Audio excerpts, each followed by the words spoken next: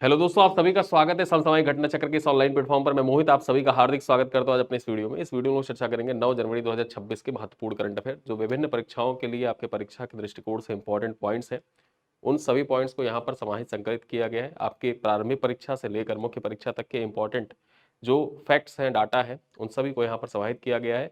और आज की सबसे महत्वपूर्ण खबर ये है कि इंटरनेशनल सोलर अलायंस, जिसकी स्थापना 2015 में देखा जाए तो फ्रांस और भारत के प्रधानमंत्री के सहयोग से की गई थी, जिसका मुख्यालय गुरुग्राम हरियाणा में अवस्थित है। 2021 में अमेरिका इसका सदस्य बना था और अमेरिका ने कल घोषणा की कि हम इंटरनेशनल सोलर अलायंस से अपने आप को बाहर करते हैं। ठीक है, तो अमेरिका ने छोड़ दिया है इंटरनेशनल सोलर अलायंस। चर्चा करते हैं अपने बिंदुओं पर आगे बढ़े उसके पूर्व बता दूं कि ये हमारा जो डेली करंट अफेयर की क्लास होती है, इसको हम लोगों ने मासिक पैकेज के रूप में डिजाइन करके रखा है। और इस मासिक पैकेज के अंतर्गत देखा जाए आपको बहुत सारी सुविधाएं मिलती है। कौन कौन सी सुविधाएं आपको प्रदान की जाती है, यहाँ पर आइए देख लेते हैं। ये जो हमारा मासिक पैकेज है, ठीक है, मासिक पैकेज, इस मासिक पैकेज में सबसे पहले तो मैं आपको बताऊं, यहाँ पर डेली आपको वीडियो क्लास प्रोवाइड किया जाता है। प्रतिदिन आपको शाम को 7:30 बजे 7:30 बजे आपको वीडियो प्रोवाइड किया जाता है डेली।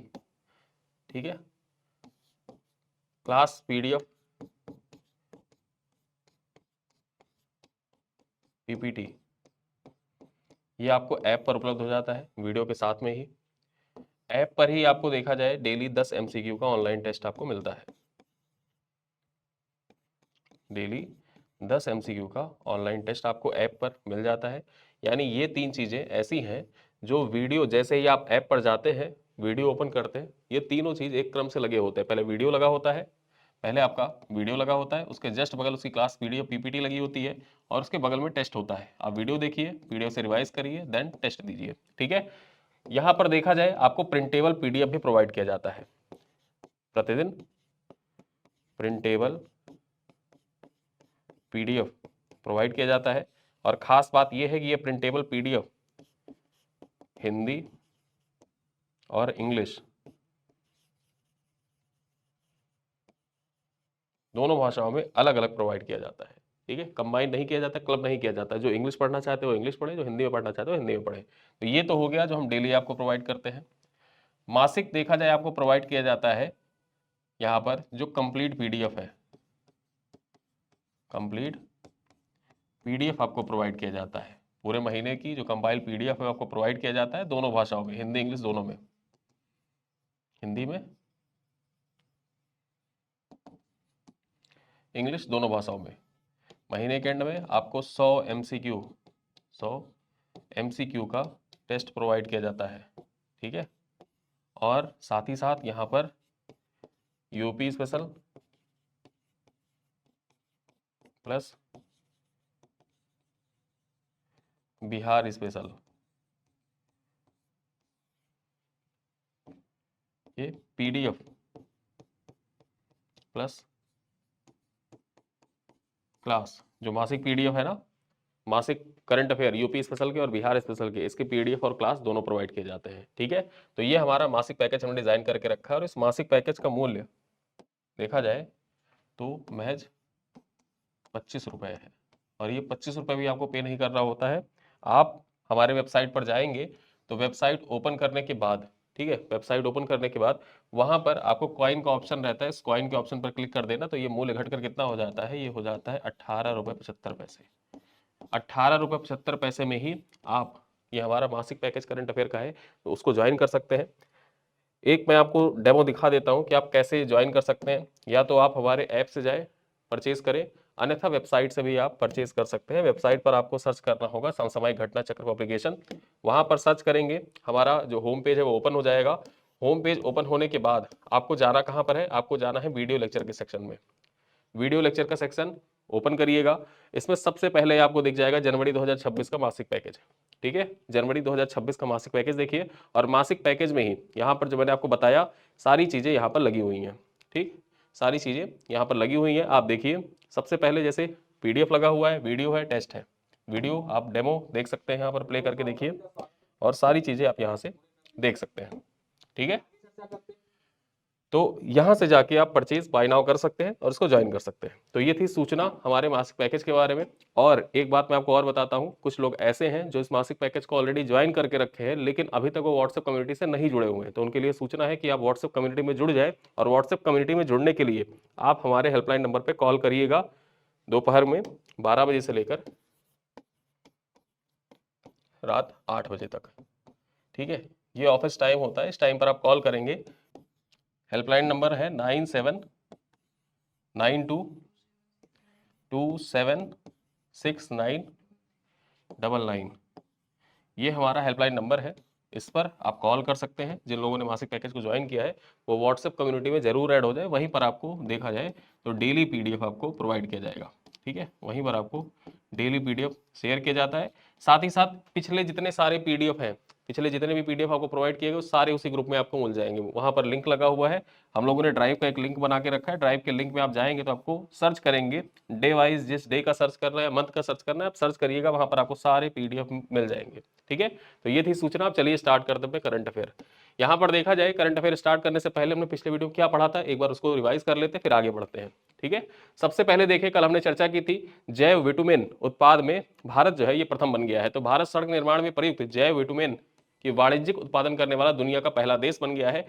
कच्चे तेल के विकल्प के रूप में यह पर्यावरण अनुकूल तकनीकी है जो हाइड्रोकार्बन आधारित बिटुमेन पर निर्भरता जो होती है उसको कम करेगा। आगे चर्चा करें, वेनेजुएला की अंतरिम राष्ट्रपति के बारे में हमने चर्चा की थी। यहां पर देखा जाए जो डेल्सी रोड्रिगेज है, डेल्सी रोड्रिगेज ये वेनेजुएला की अंतरिम राष्ट्रपति बन गई हैं। और इनके भाई, ठीक है, इनके भाई क्या नाम है इनका, जॉर्ज रोड्रिगेज ने इनको शपथ दिलाई है। ठीक है, यहां पर देखा जाए जो डेल्सी रोड्रिगेज हैं ये विदेश मंत्री भी रह चुकी हैं और उपराष्ट्रपति भी रह चुकी हैं। साथ ही साथ वे देश की अर्थव्यवस्था और खुफिया सेवाओं की विशेषज्ञ भी मानी जाती हैं।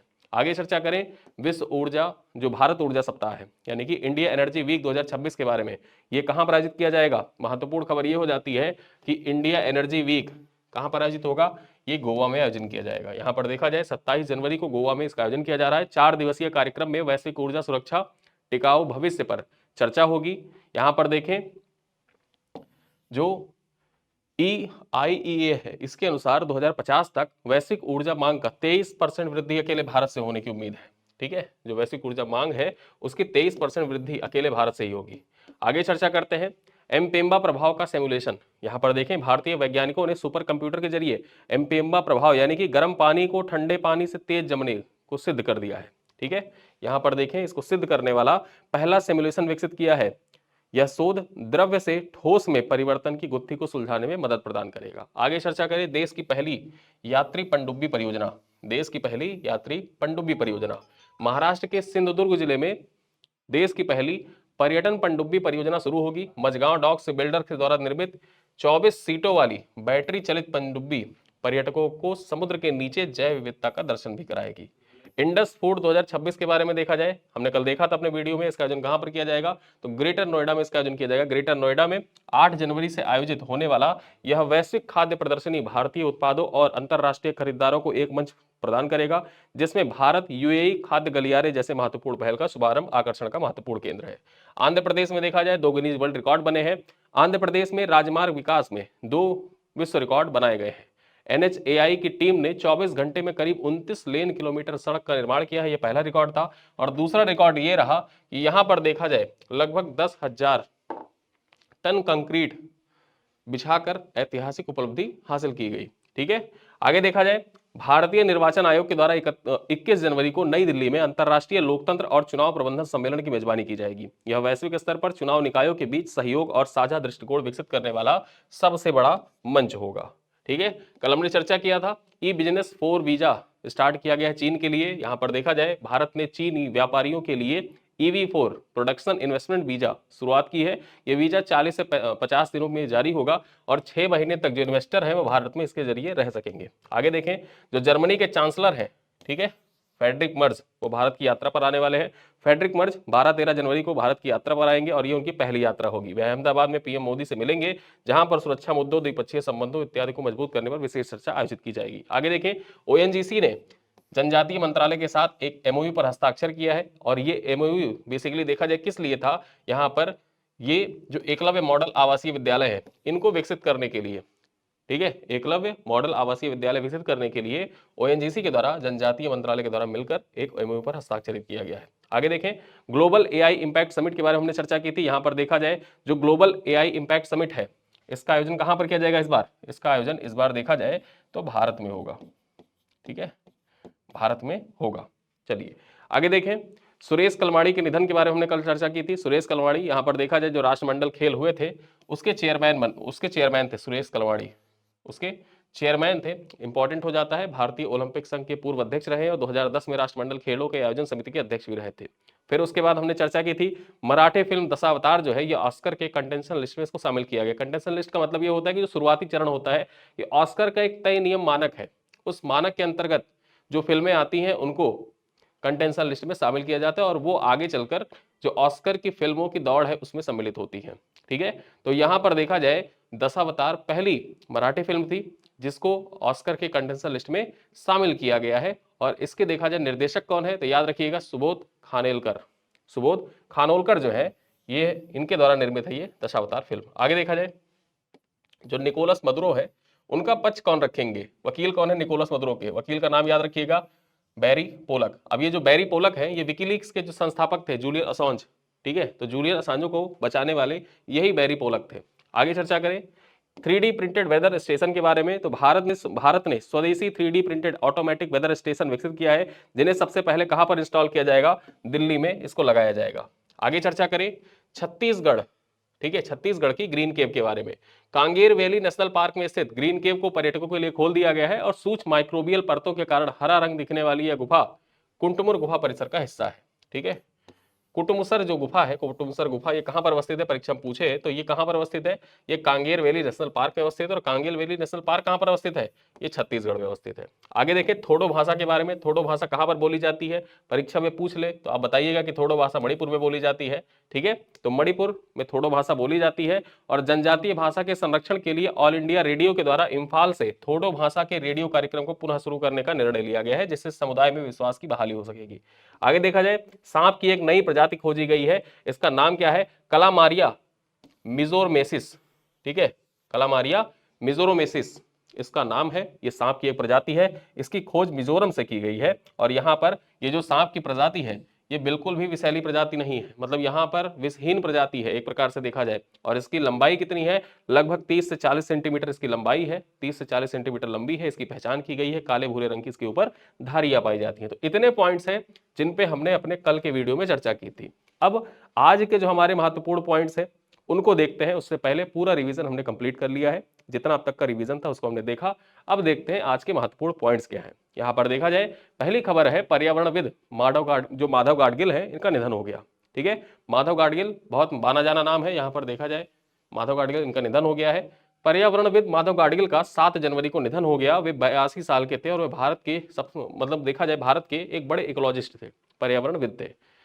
गाडगिल को साल 2024 में चैंपियन ऑफ द अर्थ सम्मान से भी सम्मानित किया गया था। ठीक है, इनको देखा जाए चैंपियंस ऑफ द अर्थ जो यूनेप के द्वारा दिया जाता है, ये पुरस्कार कौन देता है?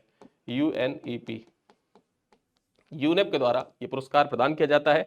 माधव गाडगिल को 2024 में champions of the earth award प्रदान किया गया था। ठीक है, यहां पर देखें वे साल 2010 में पश्चिमी घाट पारिस्थितिकी विशेषज्ञ पैनल के अध्यक्ष थे। पश्चिमी घाट के बचाव के लिए देखा जाए तो एक पैनल गठित किया गया था, पश्चिमी घाट के लिए एक विशेषज्ञ पैनल गठित किया गया था कि किस प्रकार से पश्चिमी घाट जो है वहां पर जो खनन इत्यादि हो रहा है या किस प्रकार से संरक्षित किया जाएगा, उसको लेकर एक कमेटी गठित की गई थी 2010 में। और उसकी अध्यक्षता कौन कर रहे थे? उसकी अध्यक्षता कर रहे थे माधव गाडगिल। ठीक है, माधव गाडगिल उसकी अध्यक्षता कर रहे थे, जिसे गाडगिल आयोग के नाम से जाना जाता है। आगे चर्चा करें, इस पैनल की रिपोर्ट में पश्चिमी घाट के अत्यंत संवेदनशील इलाकों पर कड़े पर्यावरणीय प्रतिबंधों की सिफारिश की गई थी। जो अत्यंत संवेदनशील इलाके हैं यहाँ पर कड़े पर्यावरणीय प्रतिबंधों की सिफारिश की गई थी। ठीक है, इन सिफारिशों को लेकर महाराष्ट्र, केरल, कर्नाटक, गोवा, तमिलनाडु और गुजरात सहित 6 राज्यों में तीखी राजनीतिक बहस भी छिड़ गई थी। तो ये पॉइंट इंपॉर्टेंट हो जाता है माधव गाडगिल से संबंधित। आगे देखते हैं, इसरो अगले हफ्ते PSLV C62 सैटेलाइट लॉन्च करेगा। यहां पर देखा जाए इसरो के द्वारा PSLV C62 सैटेलाइट लॉन्च किया जाएगा, महत्वपूर्ण हो जाता है। चर्चा करें तो भारतीय अंतरिक्ष अनुसंधान संगठन यानी कि इसरो 2026 में PSLV C62 सैटेलाइट लॉन्च करेगा। यहां पर चर्चा कर ले, C62 सैटेलाइट को 12 जनवरी की सुबह श्रीहरिकोटा के सतीश धवन अंतरिक्ष केंद्र, ठीक है, यहां से लॉन्च किया जाएगा। कहां से? श्रीहरिकोटा के जो सतीश धवन अंतरिक्ष केंद्र है यहीं से लॉन्च किया जाएगा। इस मिशन का मुख्य पेलोड जो है, मुख्य पेलोड यहां पर देखें EOS N1 है, जिसे क्या कहा गया है? जिसे अन्वेषा कहा गया है, ठीक है। तो याद रखिएगा मुख्य पेलोड का नाम क्या है? अन्वेषा। परीक्षा पूछ सकता है कि PSLV C62 के द्वारा प्रक्षेपित मुख्य पेलोड का नाम क्या है? अन्वेषा है, ठीक है। यहां पर देखा जाए जो PSLV C62 सैटेलाइट है इसको DRDO ने बनाया है। इंपॉर्टेंट ये हो जाता है कि ये एक हाइपर स्पेक्ट्रल इमेजिंग सैटेलाइट है जो पृथ्वी की सतह को सेकेंडों अलग अलग वेवलेंथ में देख सकती है। पृथ्वी की सतह को सैकड़ों, यहां पर देखा जाए सैकड़ों अलग अलग वेवलेंथ में देख सकती है। चर्चा करें, इससे defence, agriculture, city mapping, environmental monitoring, material identification इत्यादि में मदद प्रदान होगी, मदद मिलेगी। इसके साथ ही साथ 17 इंटरनेशनल और भारतीय सैटेलाइट इस मिशन में भेजे जाएंगे, ठीक है। तो यहां पर देखा जाए इसके साथ 17 जो इंटरनेशनल और भारतीय, इंडियन और जो इंटरनेशनल सैटेलाइट है वो भी यहाँ पर PSLV C62 के द्वारा भेजे जाएंगे। तो ये पॉइंट इंपॉर्टेंट हो जाता है आपकी परीक्षा के दृष्टिकोण से और भारतीय अंतरिक्ष प्रगति के क्रम में जो दिन प्रतिदिन आगे बढ़ता जा रहा है उस दृष्टिकोण से भी महत्वपूर्ण हो जाता है। चलिए आगे देखते हैं, हमारी तीसरी खबर क्या है? तीसरी खबर है संचार मंत्रालय से। संचार मंत्रालय ने कृषि और किसान कल्याण मंत्रालय के साथ MOU पर हस्ताक्षर किया है, ठीक है। यहां पर आप देख सकते हैं संचार मंत्रालय और जो किसान कल्याण मंत्रालय उसके बीच में MOU पर हस्ताक्षर हुआ। यहाँ पर देखा जाए संचार मंत्रालय ने 7 जनवरी को नई दिल्ली में कृषि और किसान कल्याण मंत्रालय और ग्रामीण विकास मंत्रालय के साथ 2 समझौते ज्ञापन पर हस्ताक्षर किया है। चर्चा करें तो ये MOU ग्रामीण हिस्सों के किसानों को आम लोगों को बैंकिंग सर्विस देने तथा गलत खबरों से बचाने के लिए केंद्रित है।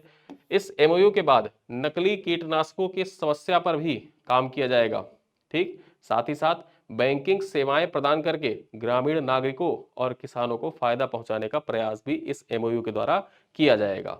आगे देखें, इसके तहत सभी कीटनाशकों के सैंपल में एक QR कोड इनबिल्ड किया जाएगा जो डिजिटल ट्रैकिंग और टेम्परेचर कंट्रोल की क्वालिटी तक बताएंगे, ठीक है। यानी कि जो कीटनाशक है उनकी डिजिटल ट्रैकिंग भी हो सकेगी इस QR कोड के माध्यम से और साथ ही साथ टेम्परेचर कंट्रोल की क्वालिटी भी बताएंगे। आप जैसे जो कीटनाशक है उसको कितने टेम्परेचर पर रखना चाहिए, QR कोड स्कैन करेंगे तो सारी जानकारी आपको मिल जाएगी, ठीक है। तो ये सारी सुविधाएं प्रदान करने के लिए देखा जाए तो कृषि और किसान कल्याण मंत्रालय साथ ही साथ संचार मंत्रालय के बीच में MOU पर हस्ताक्षर किया गया, समझौते ज्ञापन पर हस्ताक्षर किया गया है। चलिए आगे देखते हैं, RBI ने 35 NBFCs के रजिस्ट्रेशन को कैंसिल कर दिया है। यहां पर RBI के द्वारा निर्णय लिया गया है कि जो 35 NBFC है उनका जो लाइसेंस है वो कैंसिल कर दिया जाए।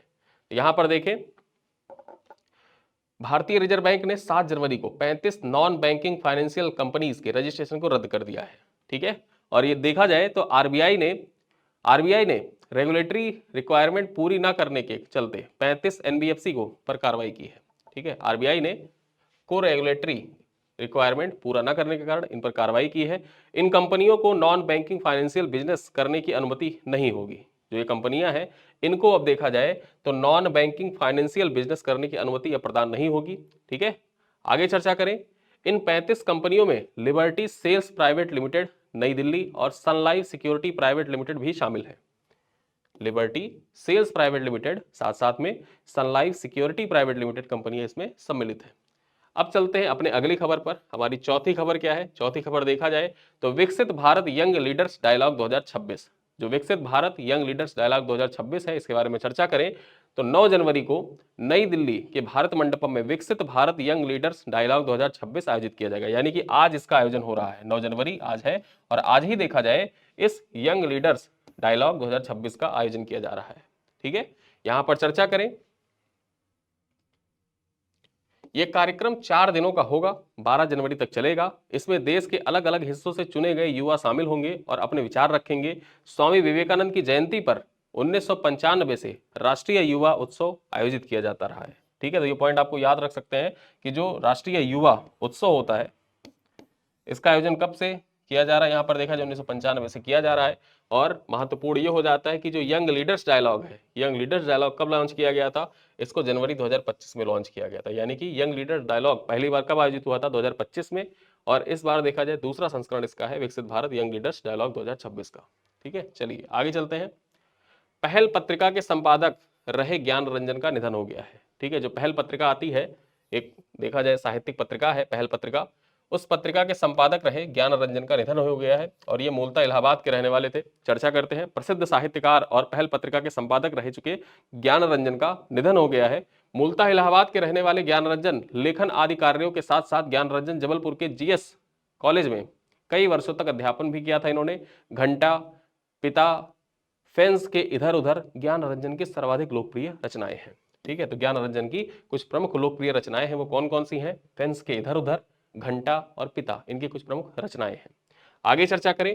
ब्रिटेन में सड़क सुरक्षा कानून का नाम क्या है? देव कानून। अब ये जो देव लॉ रखा गया है, देव कानून रखा गया है, ये सड़क सुरक्षा कानून का नाम है। परीक्षा में आपसे क्या पूछ सकता है? यही पूछेगा कि हाल ही में किस देश के द्वारा सड़क सुरक्षा कानून को देव कानून कहा गया है या देव कानून नाम रखा गया है, या देव कानून का संबंध किस देश की सड़क सुरक्षा कानून से है?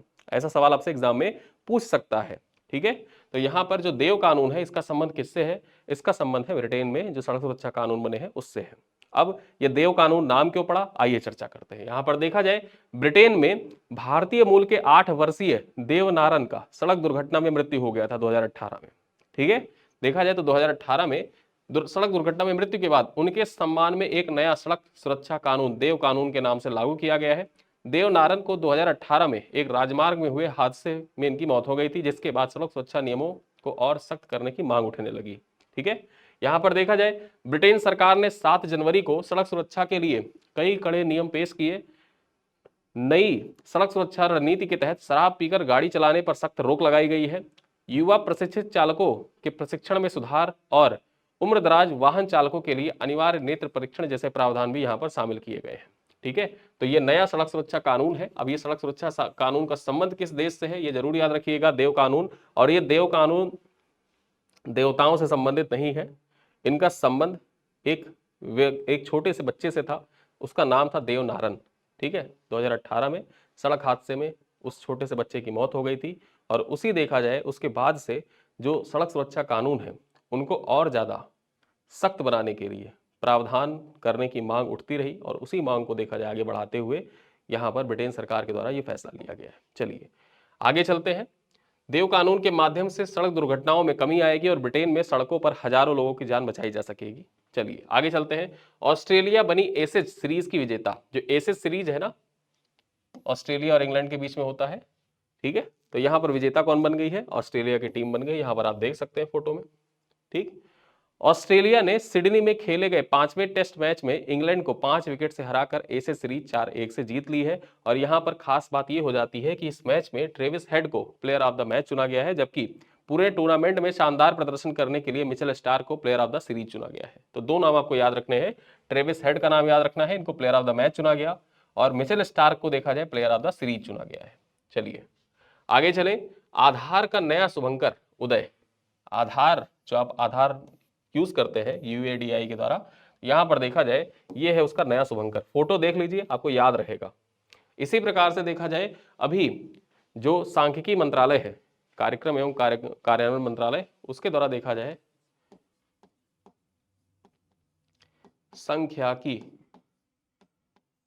सांख्यिकी नामक शुभंकर लॉन्च किया गया है। सांख्यिकी नामक शुभंकर लॉन्च किया गया है। ठीक है, तो यहां पर देखा जाए भारतीय विशिष्ट पहचान प्राधिकरण UIDAI ने आधार के शुभंकर उदय का शुभारंभ किया है। यह है उदय, इसका नाम क्या रखा गया है? उदय नाम रखा गया, ये आपको याद रखना है। ठीक है, आधार का नया शुभंकर का नाम क्या है? एग्जाम में पूछे तो उदय इसका नाम है। यहां पर देखें, यह शुभंकर आधार से जुड़ी जानकारी को आसान, सरल और लोगों के लिए अधिक सुलभ बनाने में मदद प्रदान करेगा।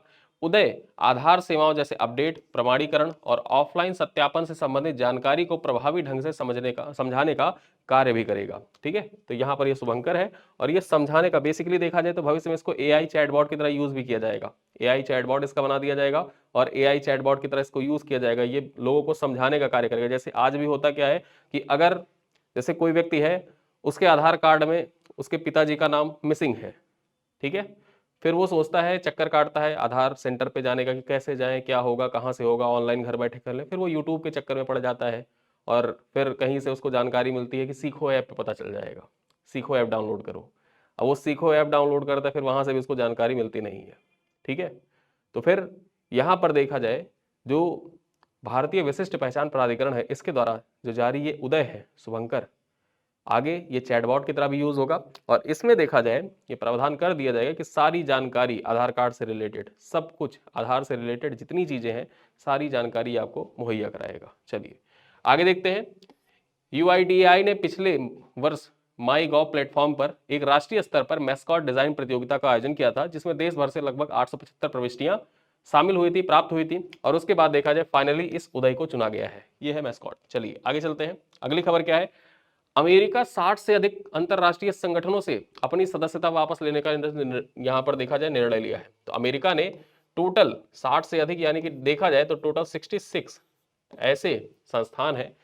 उन संस्थानों से अमेरिका ने क्या कहा है कि इनमें रहना अमेरिका के हितों के विपरीत है, ठीक है। ये बात कहते हुए अमेरिका उन संस्थाओं से पुल आउट कर रहा है। अमेरिका ने संयुक्त राष्ट्र की संस्थाओं और अंतरराष्ट्रीय सौर गठबंधन सहित 60 से अधिक अंतरराष्ट्रीय संगठनों से अपना सदस्यता वापस लेने का निर्णय लिया है। यह फैसला अमेरिका के राष्ट्रपति डोनाल्ड ट्रंप द्वारा हस्ताक्षरित एक ज्ञापन के बाद लिया गया है, जिसमें कहा गया कि इन संगठनों में बने रहना अमेरिका के राष्ट्रीय हितों के विपरीत है। राष्ट्रपति ट्रंप के अनुसार कुल 66 संयुक्त राष्ट्र और गैर संयुक्त राष्ट्र संगठन ऐसे हैं जिनका सदस्य बने रहना, उन्हें समर्थन देना अमेरिका के लिए लाभकारी नहीं है। यहां पर देखा जाए, उन्होंने सभी सरकारी विभागों और एजेंसियों को निर्देश दिया है कि इन संगठनों से बाहर निकलने की प्रक्रिया को शीघ्र लागू किया जाए। इस सूची में अंतरराष्ट्रीय सौर गठबंधन भी शामिल है। जलवायु परिवर्तन पर अंतर सरकारी पैनल, जो IPCC की रिपोर्ट आती है जलवायु परिवर्तन पर, उससे भी अमेरिका पुल आउट कर रहा है। साथ ही साथ संयुक्त राष्ट्र आर्थिक और सामाजिक मामलों का भी जो विभाग है, उससे भी पुल आउट कर रहा है। और यूक्रेन में विज्ञान और प्रौद्योगिकी केंद्र जो है वहां पर सम्मिलित था अमेरिका भी, उससे भी खुद को पुल आउट कर रहा है। यानी कि टोटल देखा जाए तो 66 संस्थान ऐसे हैं जिनसे अमेरिका पुल आउट कर रहा है, ठीक है। 66 संस्थानों से पुल आउट कर रहा है। आगे देखते हैं। अंत में चलते चलते देखेंगे नृत्य कलानिधि पुरस्कार के बारे में। अब ये जो नृत्य कलानिधि पुरस्कार है, इसके बारे में चर्चा करें तो यहां पर देखा जाए, प्रसिद्ध भरतनाट्यम नृत्यांगना उर्मिला सत्यनारायण को नृत्य कलानिधि पुरस्कार से सम्मानित किया गया है, ठीक। तो याद रखिएगा, नृत्य कलानिधि पुरस्कार किसको दिया गया है? उर्मिला सत्यनारायण को प्रदान किया गया। ये है उर्मिला सत्यनारायण, ये प्रसिद्ध भरतनाट्यम नृत्यांगना है, इनको नृत्य कलानिधि पुरस्कार इस बार प्रदान किया गया है। यह सम्मान मद्रास संगीत अकादमी के द्वारा प्रदान किया जाता है। किसके द्वारा? मद्रास संगीत अकादमी के द्वारा यह पुरस्कार प्रदान किया जाता है। यहाँ पर देखा जाए, ये पुरस्कार अकादमी के 19वें वार्षिक नृत्य महोत्सव के अवसर पर दिया गया है। उर्मिला सत्यनारायण शास्त्रीय नृत्य भरतनाट्यम की वजुवेरी शैली, यानी कि जो बानी शैली है, उसकी प्रतिष्ठित कलाकार हैं। उन्होंने इस नृत्य शैली को संरक्षण प्रसार में महत्वपूर्ण योगदान भी दिया है। तो ये थे आज के कुछ महत्वपूर्ण करंट अफेयर से संबंधित इंपॉर्टेंट सवाल, जो आपके परीक्षा के लिए बहु उपयोगी सिद्ध हो सकते हैं। साथ ही साथ इस वीडियो में हमने पिछले करंट अफेयर जो पढ़े थे उनको रिवाइज भी किया। अब चलते चलते मैं आपसे कुछ सवाल पूछूंगा, जिनका उत्तर आप कमेंट बॉक्स में दीजिएगा। पहला सवाल क्या है? पहला सवाल आपका है कि माधव गाडगिल किस विशेषज्ञ समिति के अध्यक्ष थे जिसे गाडगिल आयोग कहा जाता है? राष्ट्रीय वन आयोग, पश्चिमी घाट पारिस्थितिकी विशेषज्ञ पैनल, राष्ट्रीय जैव विविधता प्राधिकरण, पर्यावरण प्रभाव आकलन समिति। वो कौन सी समिति है जिसके अध्यक्ष माधव गाडगिल थे? आगे देखा जाए, क्वेश्चन नंबर 2 क्या कह रहा है? इसरो के PSLV C62 मिशन के मुख्य पेलोड का नाम कौन सा है? मतलब मुख्य पेलोड कौन सा है? यहां पर देखा जाए, RISAT-3, कार्टोसैट-4, EOS-N2 अन्वेषा, GSAT-24। तो कौन सा सेट है जो मुख्य पेलोड है PSLV C62 का? आगे देखा जाए, अगला सवाल क्या है? संचार मंत्रालय द्वारा कृषि मंत्रालय के साथ किए गए MOU का मुख्य उद्देश्य क्या है? फसल बीमा योजना का विस्तार करना, ग्रामीण क्षेत्रों में बैंकिंग सेवाओं और नकली कीटनाशकों पर नियंत्रण करना, डिजिटल शिक्षा को बढ़ावा देना और कृषि निर्यात को बढ़ावा देना।